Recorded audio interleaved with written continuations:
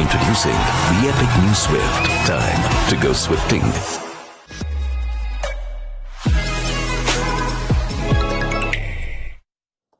We have an IPL all-time classic that featured some of the IPL's all-time greats. Eventually, with the stakes so high at the Chinnaswamy, a T20 game that ebbed and flowed, that had the feels of a final, the feels of a playoff, and you could see it in the emotions of Faf du Plessis, of Virat Kohli for the RCB, for MS Dhoni and Jadeja, two stalwarts of the defending champions, the Super Kings. But it came down to Yash Dayal, who bowled 5 balls without conceding a boundary after he was known for 5 balls that all went for boundaries just a year back. What a lovely story it's been for a man who was picked up for big money to bowl at the toughest ground in the league, and he has taken RCB through to the playoffs in the most incredible story in IPL history. They won 1 out of 7. They've now won 6 on the trot, and they have upstaged CSK and made it through to the playoffs. It's a game that had so much incident, so much drama, so many moments, and we unpack it all on Maruti Suzuki Arena presents ESPN Cricket for Timeout, powered by JBL. I'll give Tom Moody, Mitch McClenaghan some time to collect their thoughts. Let me go to a former RCB man who you can't help but feel the story is so endearing. And let's start with Yash Dayal. Let's keep all the big guns for later.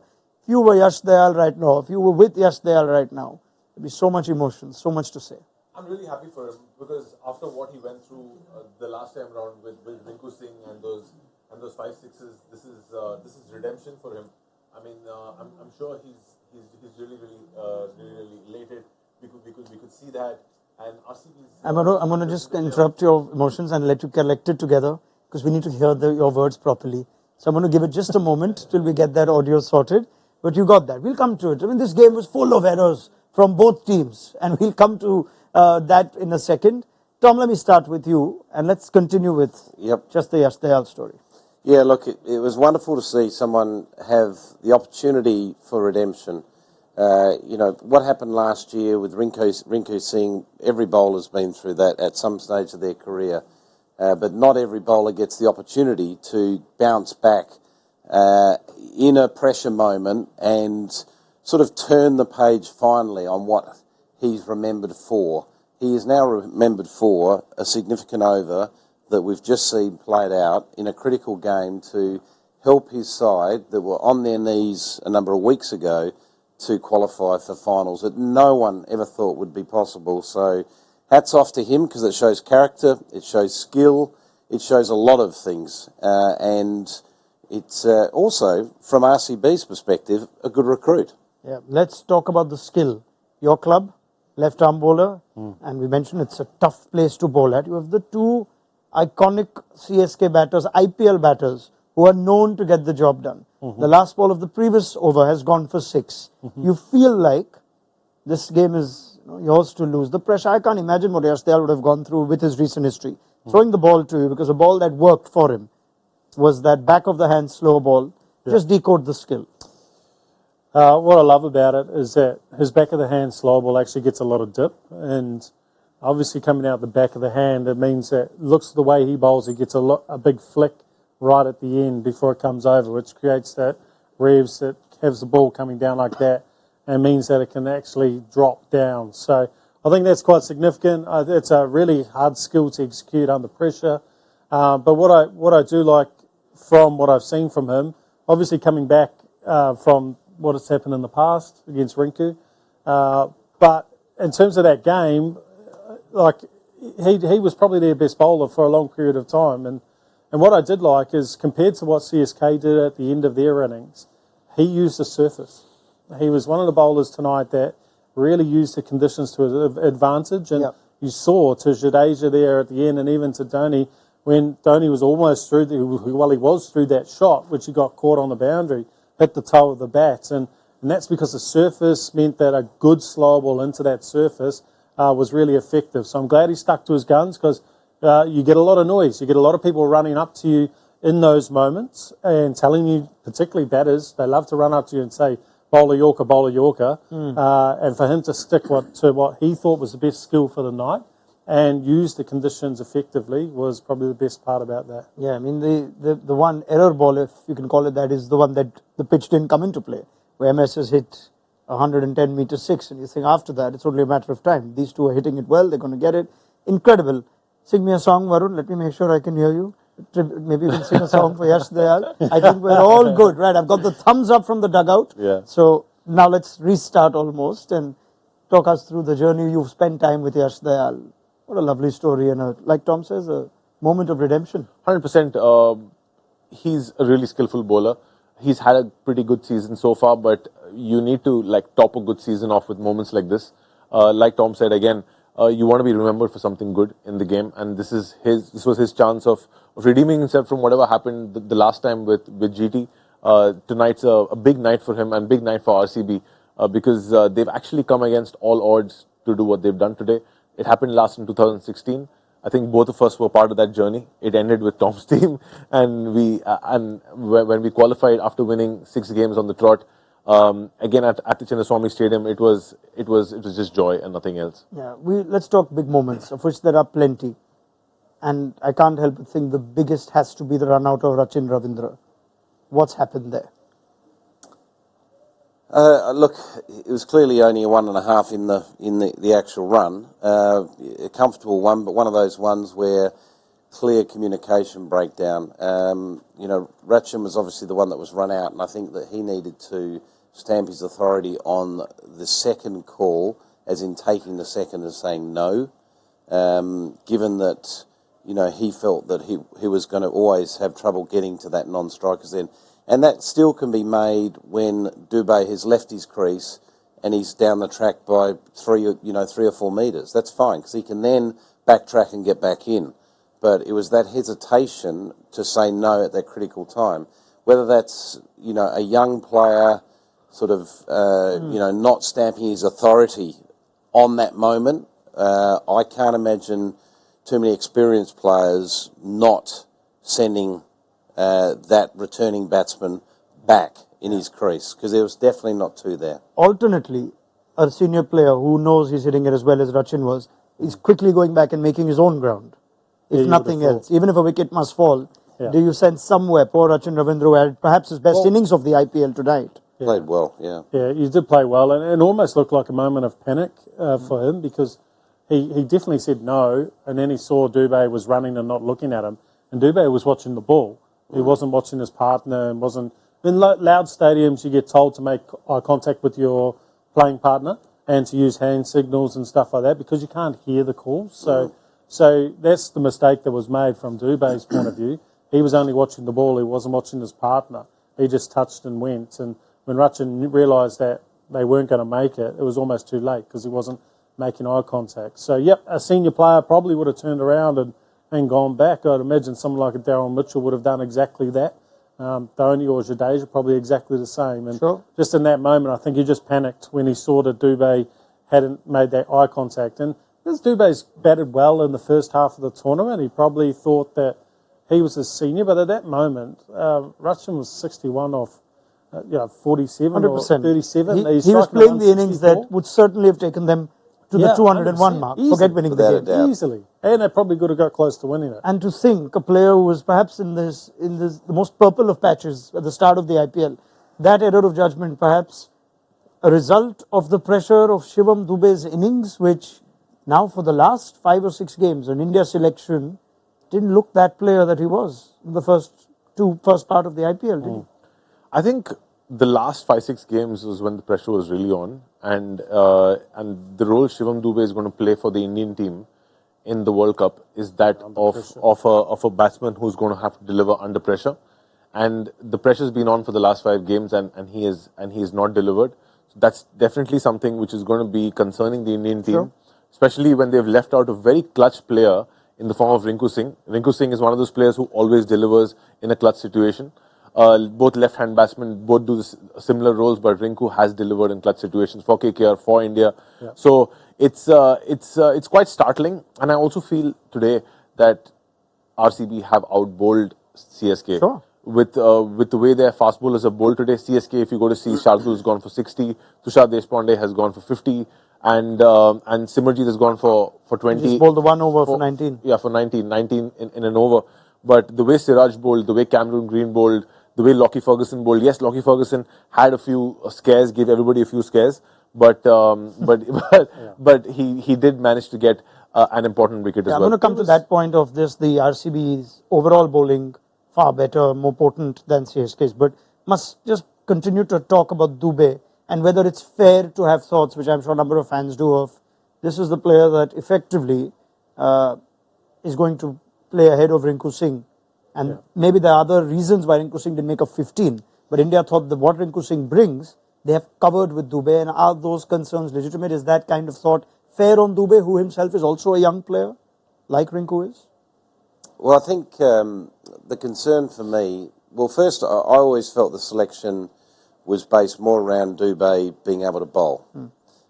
So that's what edged Rinku Singh out, if they couldn't fit both of them in the 15. Not to interrupt you, but then on that basis, we are saying that they can still do the same with the bat.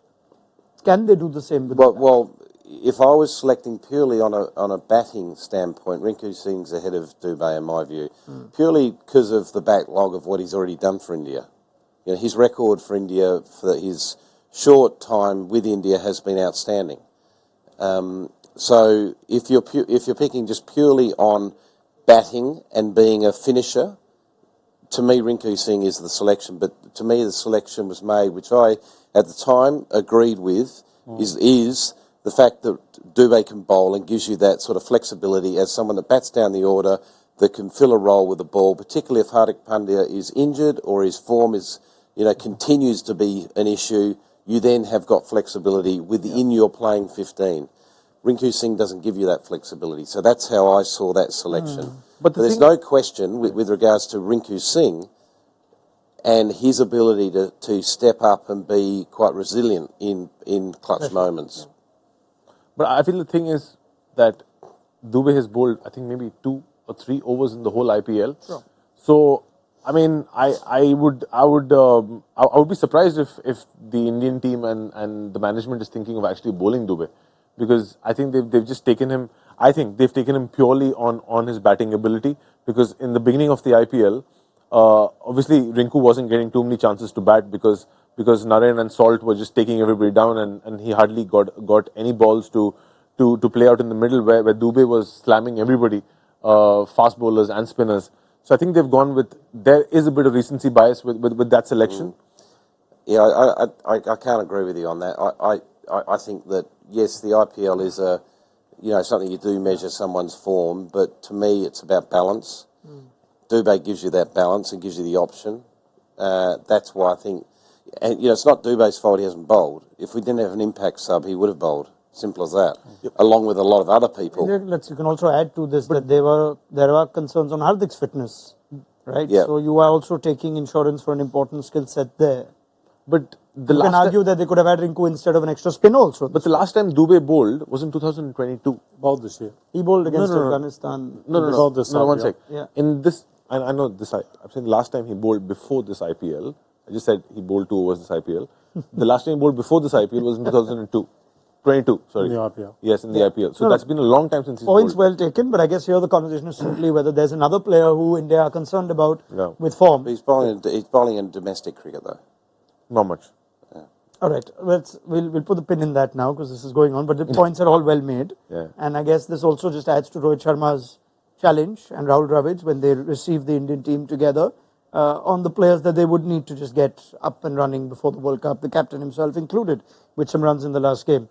Let's just go back to the point you make. RCB as a unit bowled better. Let's analyze bowling plans and how crucial that was to the eventual outcome of who goes through, who doesn't. CSK, we were critical of the choice of bowling to start with. Yeah. And the way they finished. In comparison, RCB seamers better prepared, better planning and execution? Well, it's really interesting. I stumbled across Bravo's comments pre-match, and he said they're coming with some really good plans, and if RCB beat them from their bowling plans that they bowl, then good on them. Otherwise, basically, they'll be going home.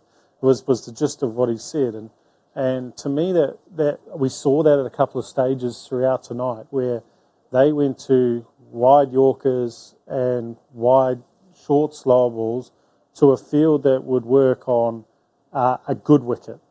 But they went negative early, and they stuck to that plan, and they weren't able to assess the conditions and what the different angles needed to be and what the different fields needed to be. And also reading between the lines, when you see comments like that, is that, hey, we're a Yorker team.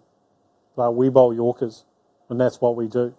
And today was a prime example of you get on a surface where Yorker is not the best ball. You need to use the surface. It was sticking, it was slowing up, it was holding. So that, I think, potentially planning-wise, it just showed a few shortcomings in terms of not being able to adapt and not use your timeouts effectively and not have a plan B or a plan C when it comes to a different situation than you'd prepared for. Okay. Some comments coming through on our YouTube Live, and I'm sure there is a lot of emotion at the moment, but it's coming through. UB White, he says, not a good season for CSK. If anything, RCB deserved to qualify. They showed the greater intent, and you're saying this as a CSK fan, so good on you. Well done to RCB, says Gareth Bale. Gareth Bale is watching. To trust Yash Dayal with the ball. JM says, India need to consider Samson over Dube as a batter purely in that team. Yep, we've had this discussion, but thanks for that. Cricket Square acknowledges Rahane and says he steps up in crunch matches. His partnership with Rachin was very crucial. Otherwise, that game could have gone a lot earlier. He also says to Tom Moody, kudos to the Aussie temperament. Cam Green and Maxwell, 54 and 20 odd balls, and some very handy overs by both. Yeah, look, Green, I think, has come good in the back half of this tournament. He's played his role with bat and ball. Maxwell sort of had an IPL to forget, but knowing Maxwell, it may be an IPL to remember in a heartbeat, because he's the type of player that can go into those finals and absolutely tear it up, and suddenly RCB, find themselves playing in a final. There is a big match temperament to this, though. 4 overs, 1 for 25. Yeah, look, absolutely. And the wicket of Gaikwad. 16 off 5. Oh. Yeah, look, he is. He is a big moment player, and he's pretty resilient when it comes to putting aside what's happened in the past, and if there's a big stage to be taken, he's happy to walk onto that stage and give it a fair crack. Yeah. Is it fair to say that the team with more Aussies than more New Zealanders in the 11 has won a crunch game? No, I don't think we need to go down that path. Okay. All right. Many moments. But how crucial was Faf du Plessis' stunner? It just galvanized the team, didn't it? That catch from Faf at 39 years of age.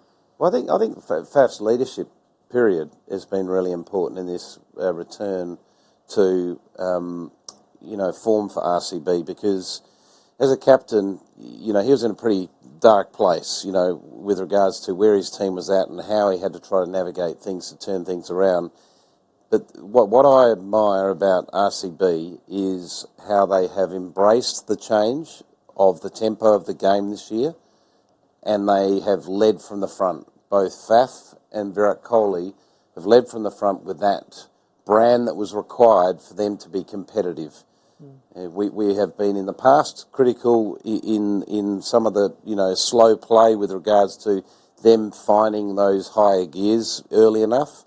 But we've also got to be, put the praise where it's rightly deserved to their top order, and it's been led by Faf and Virat. And then you've got Jackson, you've got Patidar, have all done an outstanding job. So is that purely down to Sunil Gavaskar's leadership?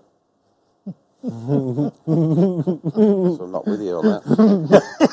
but Raunak, I think all of the emotions you've seen on the field and everybody getting really involved is something which you need in a team to get to this position, because you can't just be flat and land up with 6 wins in a row. Yeah. You need a certain amount of energy and emotion to get everybody together and then create moments like this. And you know what? Every time, like in a team sport, when the team's playing together, when all your 11 boys, not 11, I think 15 to 22, whoever's in the field are playing for one cause, moments of magic like that happen. Yeah, you could see they just rub off each other. They were almost like a school team. Absolutely. Running in, sliding. I think a couple of guys, Rocky Ferguson, was sliding in celebration of a wicket and may have injured himself. I thought we were watching the EPL there for a while. Mohammad Siraj's effort, the one ball which went for 6. Yeah. I mean, everybody was just putting their bodies on the line today. It was like they're playing their last game. I mean, they have achieved something they haven't achieved. This generation, barring Kohli and Faf, perhaps have not seen,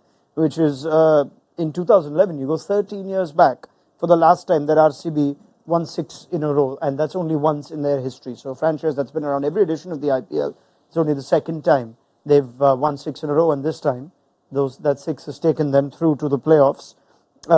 Also just taking some more moments. Let's go back just to the start of the game. The importance of, when you speak of Faf's form, Kohli's innings on a tough pitch that we've seen, which saw its toughest moment at that time. Just imperative in giving them exactly the score that was needed. 100%. Again, going back to what we've been saying, I feel this IPL has been the IPL of starts. Whoever has started really well has gone on to win the game. Sure. If you talk about the ball, if you talk about the bat, very rarely have we seen teams consolidating. I think the only match which comes to mind was when Joss got that 100 and made RR win against KKR. But otherwise, nothing really stands out. There haven't been too many rear end action kind of matches this time. But I mean, what RCB have done today has been great. All right, just so many things. I think those watching the presentation saying they're also overwhelmed. Faf is forgetting to collect his trophies as well. I can imagine this will be a very special day for RCB. And of course, here come some comments on appreciation for the great MS Dhoni. Almost assuming, but it's dangerous to assume for MS Dhoni. Who knows? But given the result, given that RCB will go forward and the defending champion CSK will not, and there will be no swan song for MS at his home ground at the Chepauk. Have we seen the last of MSD on a cricket pitch, asks Aryan. So let's go straight to that. He did show us glimpses of his greatness even on his way out today. Yeah, I think it probably is his last hurrah. I think the comments in the press from Mike Hussey, I think that might be more hopeful than anything. He wants him to be there for another 2 years, but he seems like the type of guy who, if he doesn't think he's going to get through a majority of the next cycle, then he'll probably step aside, because CSK will need to have some money to be able to rebuild their side without him. Do you see the decision coming through soon, though, or will they wait to hear about retentions and actually see if there is an efficient way, economical way to have Dhoni on for one more year as an active player?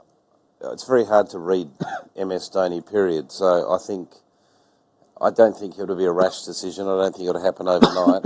I think he'll take time. And again, any player, whether you're MS Dhoni or any player that's had a lengthy career, your decision really comes more about, is that fire still burning inside? Has he still got that hunger to go one more round, do the work that's required? Particularly when you get older, you have to work harder to get yourself up and about to play another IPL. He needs to physically work that out and mentally find out whether he's got that fire. See him going on? I mean, again, it boils down to what he wants, because now it's... Sure, but what does gut feel say? Do you think you'll see him again? I don't think we're going to see him again, mostly because they're going into a new auction cycle. They would have to retain him if so, and obviously he's not going to play another 3 years. That's obvious, right? And you would want to retain somebody who you see will go on to play for you till the next auction cycle at least. Interesting. If this is indeed the last day of MS Dhoni's IPL career, and therefore effectively his professional cricket career as an internationally retired player, it's a nice time to visit one of the GOATs of the league.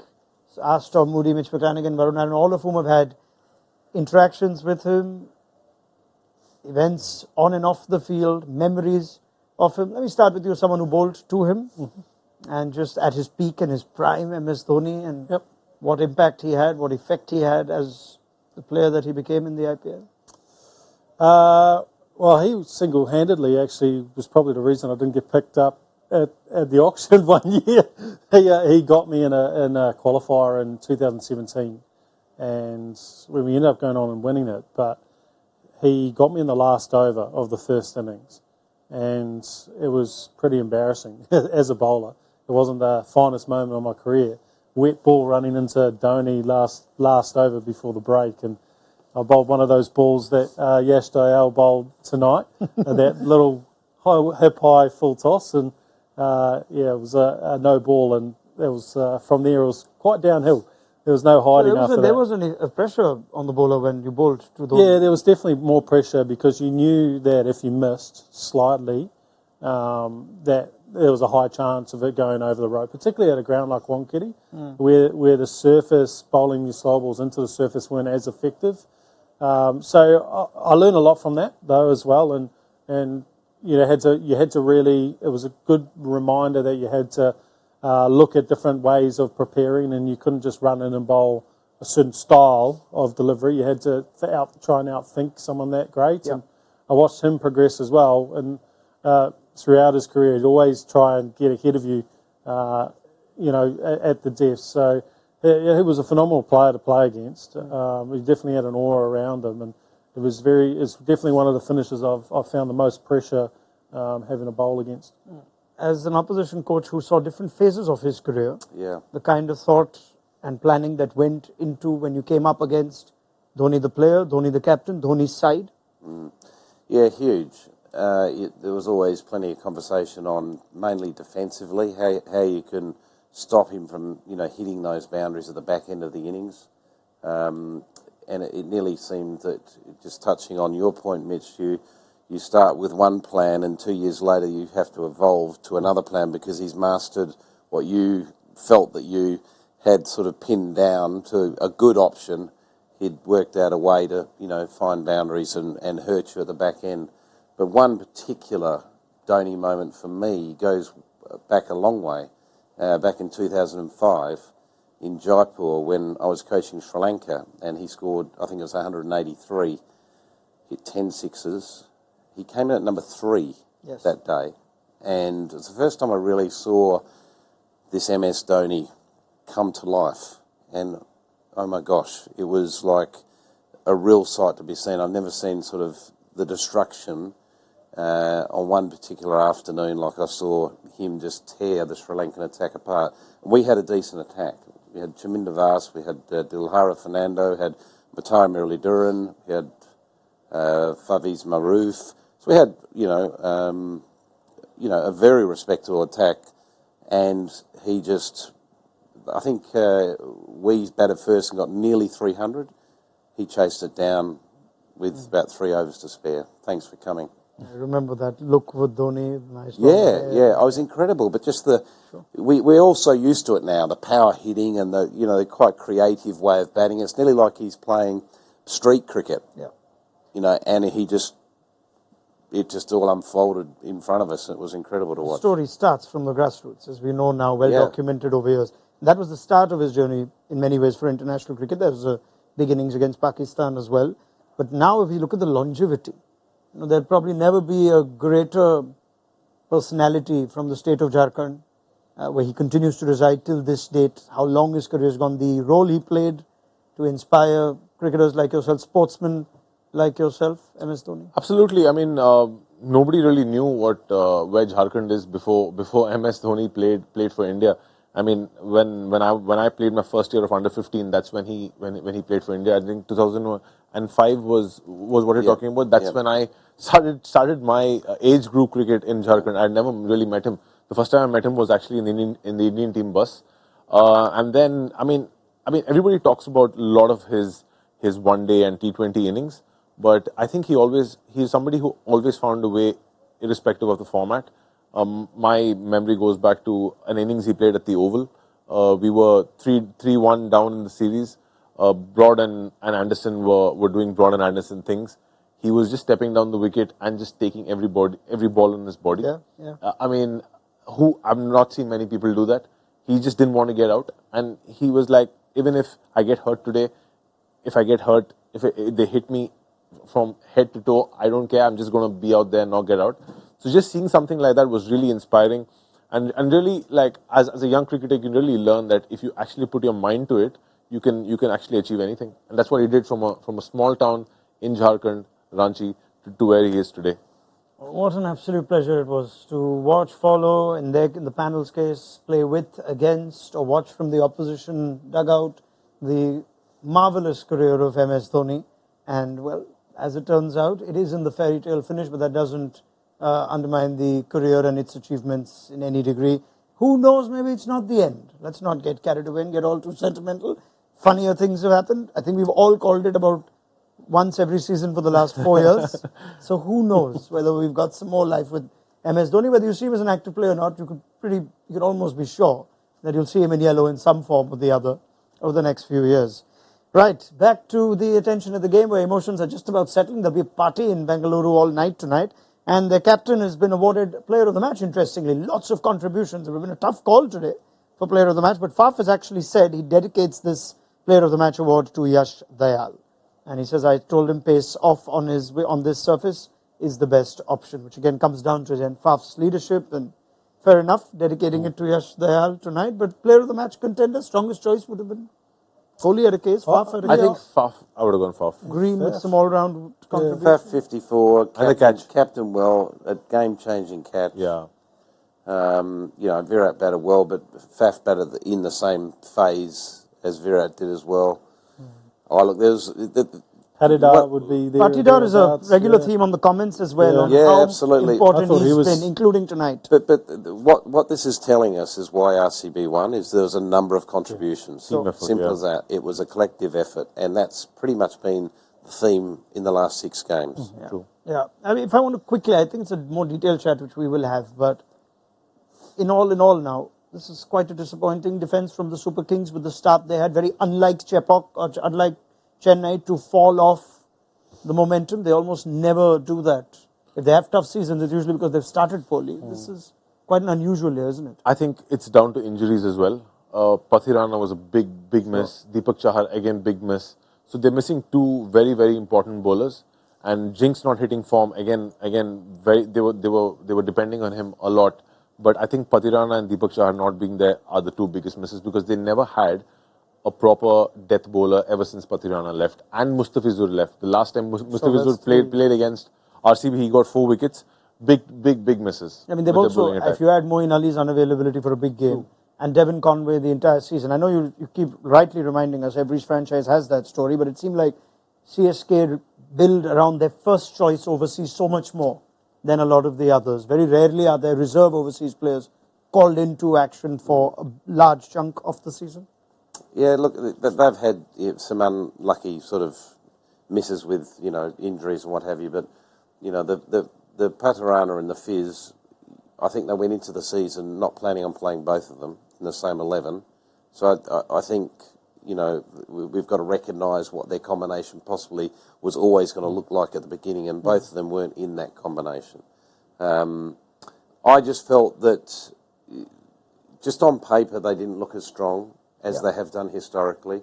And we've also seen in the past that same look of a squad, but they somehow find a way to qualify and win. Sure. So you can never write them off, and that's why they're such a team that needs to be respected and admired, because they win under all sorts of circumstances and adversity. But this year I think it was just a bridge too far. Yeah, and well, as much as we credit MS Dhoni and Stephen Fleming, it was also a new captain. And we can almost say that Ruturaj Gaikwad has grown into the role and asserted himself as captain, but perhaps a road to the playoffs was a step too far in a tough competitive league for a first-time captain. Yeah, there was a few moments where he made a few mistakes, and I think he'll, next season and the next cycle, I think he would have learned so much when he looks back and reflects on this season, and he'll probably go back and be able to do some captaincy throughout the next 12 months, whether it's back with his states or anything else, any other little tournaments he plays. So there's going to be more exposure to captaincy, making strong, brave calls under pressure, and I think he'll come out the other side much better for this season. Okay, well, that's where it comes to a close for the Super Kings. But RCB, my God, if you're KKR or Rajasthan or the Sunrisers, forget KKR, they're nice and pretty at the top of the points table. But tomorrow, Sunrisers Hyderabad, hoping the weather stays good. It's still been raining in Hyderabad last few days. We have an afternoon game tomorrow. They must beat Punjab Kings to finish second. They can only hold on to that if KKR do them a favour and carry on winning and beat Rajasthan Royals, who are on a 5-match losing streak, let's not forget, or a 4-match losing streak rather. And that would mean that whoever ends up third tomorrow, by this time tomorrow, they will play RCB in the eliminator. And dare I say, they might be fourth on that table. They're the team you want to avoid right now. You don't want to be playing RCB, not at all. With what we saw today. not just what we saw today over the last 6 games, because they're playing like how Rajasthan Royals was playing till the ninth match. The Rajasthan Royals was playing a similar brand of cricket. Everybody coming together, finding a way to win in situations. That's fallen off for the Rajasthan Royals, but RCB have picked up, and I'm really happy for them. I'm just elated. The 4 playoff spots sealed. Yep. And you kind of think it sets things up very nicely. There's no CSK, there's no MI, there's no GT who've been finalists last 2 years, but can't argue against the excitement of what each of those teams brings. Yeah, I think it's a very good 4 that's in there. Rajasthan are the only concern, believe it or not. We wouldn't have said that, 2 weeks ago, but they're the only concern in that 4 that look a little bit wobbly, and that's just purely because they've just lost their form at the wrong time, and that can be recaptured. A blistering innings from Jaswal or whoever it might be, Sanju Samson, can very quickly turn their fortunes around, and suddenly they, quickly revert back to those winning ways. Could be just 1 game tomorrow because they play KKR. Yeah. You beat KKR tomorrow, you play them again in 2 days' time. Yeah. 1v2. So who's to count Sanju Samson's team out? It also confirms a pre-season outrageous pick worth plenty of points to Tom Moody, one of the few soothsayers in the world who said pre-season the defending champions will not make the playoffs. Tom, well done. Yeah, thank you. Mitch, would you like to offer him? Congratulations. It wasn't as outrageous as Fraser McGurk scoring on his debut, so the points will reflect that, as I've been told. But okay, I'll come to that. But I didn't get a chance to pick my preseason. You were very busy that time. You were not responding to our messages. You would have got it wrong anyway. That's bullshit. Sorry, that's just lies. On that note, let's go to a rapid-fire review of what's been a game to remember for many, many years. Shall we? Mitch, collect yourself because the first one's coming your way. Okay. Economical but not wicket-taking. Did Chennai spinners not make the most of a track that was turning? 20 seconds. Yep, they probably could have been slightly fuller in their lengths. I think Jadeja's pace was just a little bit fast for that surface, but I think you have to give credit where credit's due. I think RCB's batters, Kohli and Faf, negated the good balls that they bowled exceptionally well. All right, Varun, from the brink of elimination to qualification, how much of this resurgence for RCB has been down to their bowlers? 20 seconds. I think I would give like an 80% credit to their bowlers. Their batting already was going really well. They weren't doing too much wrong with their batting, especially Mohammad Siraj coming back into form was the biggest key, because once he sets the tone right up at the top, everybody just follows after that. All right, so Moody staying on the theme of comebacks, rate that final over by Yash Dayal after going for a 6th first ball. Outstanding, showed a lot of character. We all know what happened against Rinku Singh the season before when he went for, 5 sixes. I think it shows great skill, great character, and what I admired is the fact that Faf du Plessis backed him in a critical over, and he delivered for him. All right, Mitch McClenaghan, was Rachin Ravindra's run out the biggest turning point in an event-filled game? Yeah, I think it was. I think Rachin was trotting along really nicely. He got himself in a position and sets on a surface that was difficult for the next batter to come in and start on, and I think that was significant. I think if he was there at the end, or if he was there for another 4 overs, I think they would have got past that 201. All right, back to you, Tom. 50 with the bat, flying catches, tactics, Faf du Plessis and his contribution, summing up the turnaround for RCB? I think he's been a big factor. I think the experience of Faf du Plessis has been critical. They were very much in a deep hole halfway through the season, but he held his composure, showed great leadership. He led from the front with regards to his turnaround of form with the bat and change of style that they have taken on in this second half, which has given them their chance in the playoffs. All right, and Varun, finally, some historical data before you can answer this one. No team has ever made it to the playoffs after winning just one of their first 8. Even MI in 2015 won 2 out of 8 to then make a late charge there. So therefore, final question, is this the most remarkable comeback ever seen by a team in the IPL to make the playoffs? For sure. This has to be one of the most remarkable comebacks. Again, we have to go back and say that RCB have done something similar before, and they've just repeated something like that. And a big part of that resurgence in 2016 was Virat Kohli, and he's again been at the fore of the resurgence. So hats off to him. All right. Wonderful, wonderful game. Really satisfying when you get a game of such quality after the kind of build-up. Normally the hype never matches the reality of what we get, especially in these contests. But well done RCB, well done CSK. You've given us a game to savor, and it should make for good reading in today's impact zone. So let's head straight there.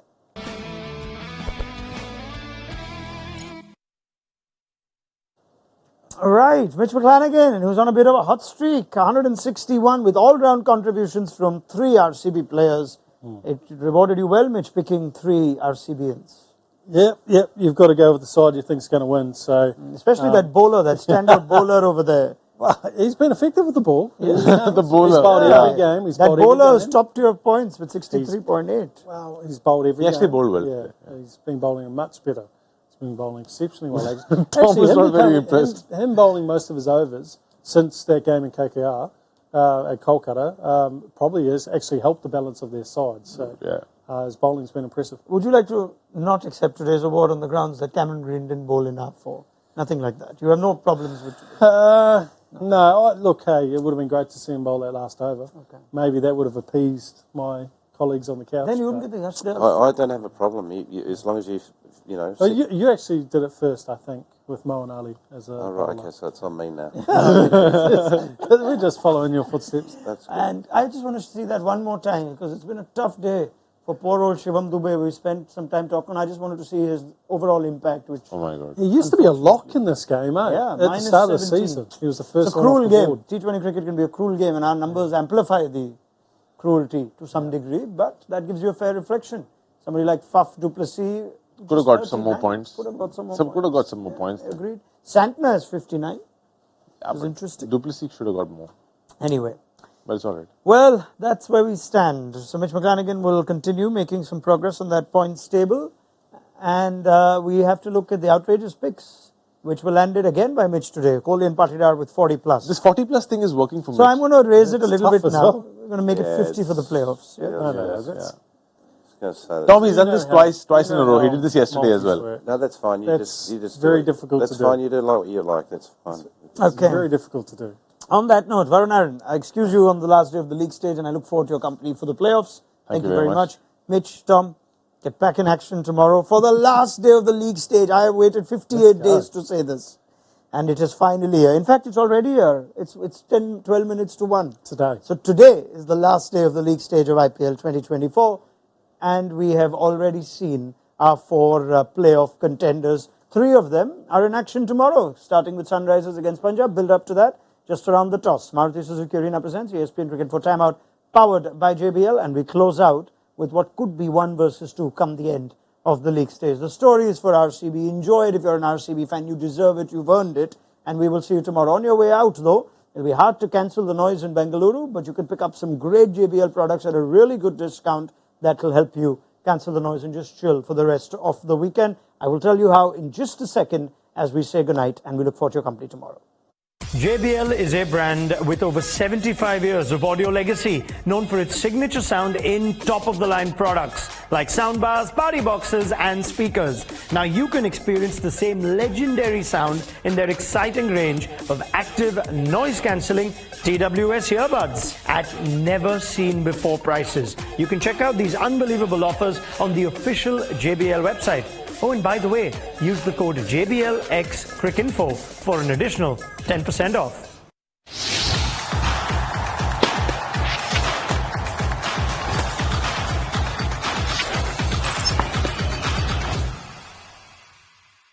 Introducing the epic new Swift. Time to go swifting.